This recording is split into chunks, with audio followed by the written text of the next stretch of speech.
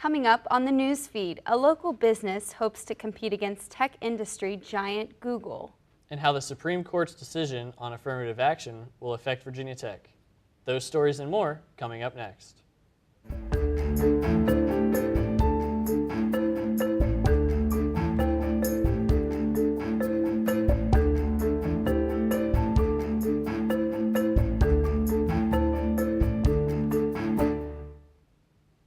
Hello, and thanks for joining us on the news feed. I'm Megan Evans. And I'm Brian Haggerty. Recent waves of success in Blacksburg's local technology sector have turned some heads in recent months. Carlos Waters is in the studio to give you more on the story.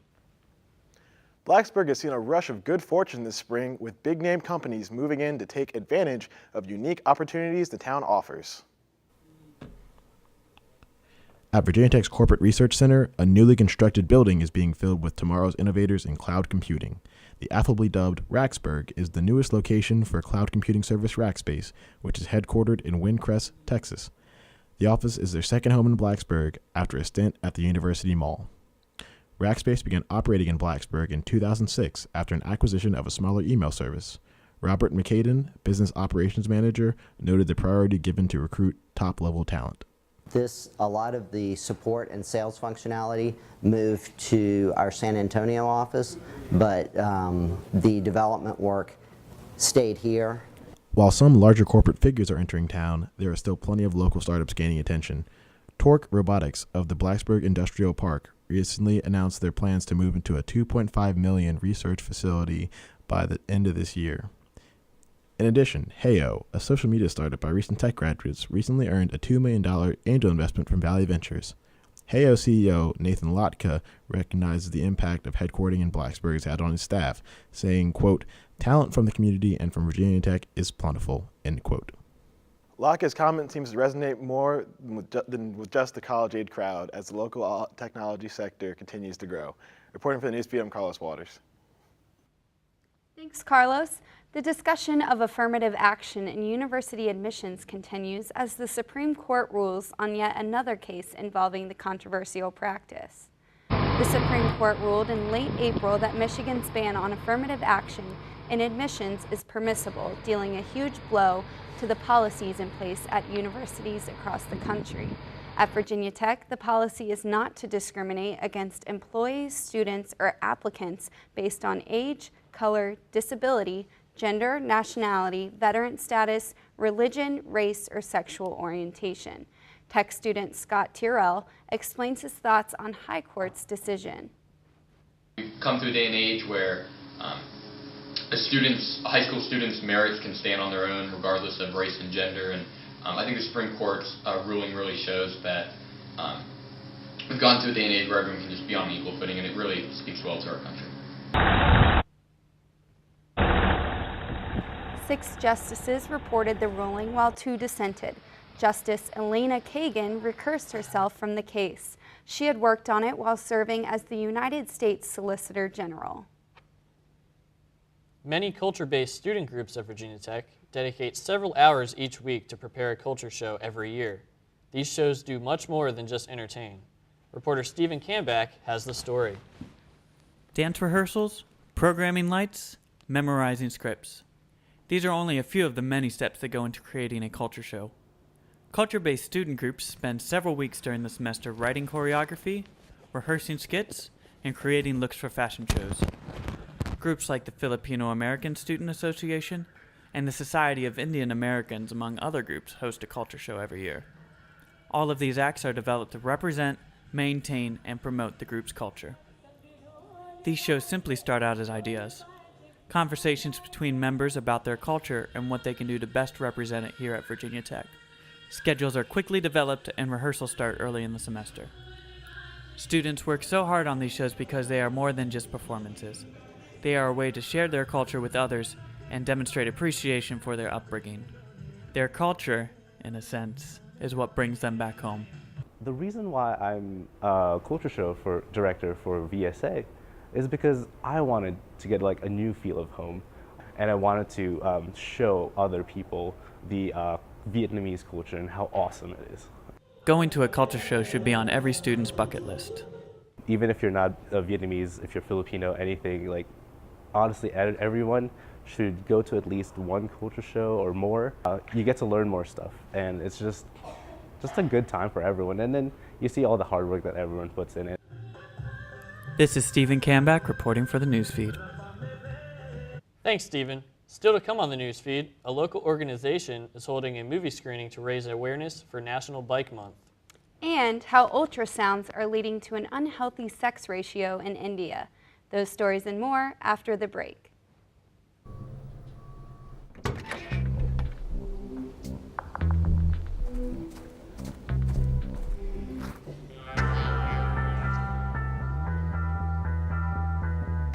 When you throw away money on wasted electricity, you're throwing away everything you could have bought with it. Saving energy saves you money. Learn more at energysavers.gov. Welcome back to the news feed. Ride Solutions, a regional organization that promotes alternative transportation for local commuters, will be screening a film festival in downtown Blacksburg on Thursday. Ride Solutions connects residents within the New River and Roanoke Valleys to promote and provide new ways of getting to work or school in efforts to reduce air pollution and increase traffic efficiency.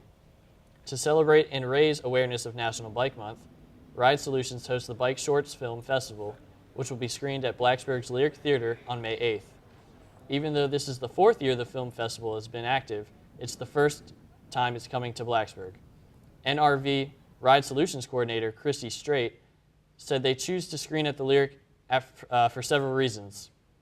Lyric is it's local, it's community building, and it's probably where we're going to get the most attendance, to be honest, because in the New River Valley, Blacksburg probably has the strongest cycling community. To see winning films from last year and more information about the film festival, you can visit ridesolutions.org. The Bike Shorts Film Festival is at 7 p.m. and tickets are $5 at the door. If you're catching a flight out of town, you may want to bring some extra cash with you because parking rates at the airport are about to go up. As of right now, it costs $14 a day to park in the short-term lot at the Roanoke-Blacksburg Regional Airport. That number will soon jump to $16 per day, while long-term parking prices are expected to rise from $8 a day to $9. Airport spokesperson Amanda DeHaven said the increase in rates is to bring in more operating revenue because, quote, over the last few years we've been doing cutting, but it just wasn't enough to balance the budget, end quote. DeHaven said that parking makes up about 30% of the airport's revenue. The new parking rates are scheduled to go into effect on July 1st. Exams are right around the corner, and that means the Virginia Tech campus will transform from a place of laughter and chatter to silence and studying. The Newman Library is one of the more popular study spots on campus, most likely for the way they cater to students' needs during the stressful time. During finals, the library provides extra furniture and power outlets, free snacks, and stress-relieving activities. Library Outreach Support Specialist Scott Fralin volunteers for these activities every semester. My favorite one was last semester. We got a photo booth and labeled it, sort of pushed it as a stress confessional. People had little sheets of paper where they could say, I'm stressed because, and fill it in. And you actually got a printout. I love doing that. Fralin says students are so supportive of the library, so why shouldn't the library support students during this stressful time? For all students taking exams in the next few weeks, best of luck to you, and don't forget to consider the library as one of your study spots. There is a lot of excitement around local wineries after the Fork and Cork Festival last Saturday, and one Blacksburg vineyard has particularly captured everyone's attention. On Sunday, Bellevue Estate Winery celebrated its second birthday by inviting customers to plant their own vines and enjoy the day at the estate. Bellevue has been a growing success since opening just 2 years ago, winning 26 awards for its wines and becoming a premier destination for tastings and events. Founders Joyce and Yvonne Bellevue taught themselves the science and art of winemaking, which may be another reason for its loyal following. The Bellevues are constantly experimenting with blends and flavors, which all depend on the grapes themselves. The winemaking itself, there's lots of different methods and products that you can use to come up with the final product. And that makes it very exciting, actually. We handcraft our wines here. We do a lot of testing. We don't just use a formula.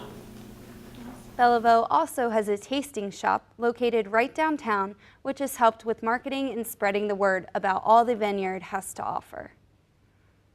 Over the years, there's been a steady decrease in female births in India, and Dr. Manisha Sharma and Dr. Simone Patterson have set up posters and a 3D video to bring awareness to the issue in the Moss Arts Center at Virginia Tech. Both professors have worked for advancing women's rights over the years and have used a 3D imaging to help explain other difficult topics. Dr. Sharma says that the issue in India increased in the 1980s with the release of ultrasound technology, which is now being used to identify female babies and leading to a higher percentage of abortions. Dr. Patterson says there are many social consequences when the sex ratio of a society is uneven. World. It's just not a localized problem because, as we know, there's vast amounts of people who move around the world. And so when maybe in 20 years' time the increased Indian male population will then immigrate to America, and that has issues to be considered. That will wrap up this edition of the Newsfeed. I'm Brian Haggerty. And I'm Megan Evans. Thanks for watching. We'll see you next time.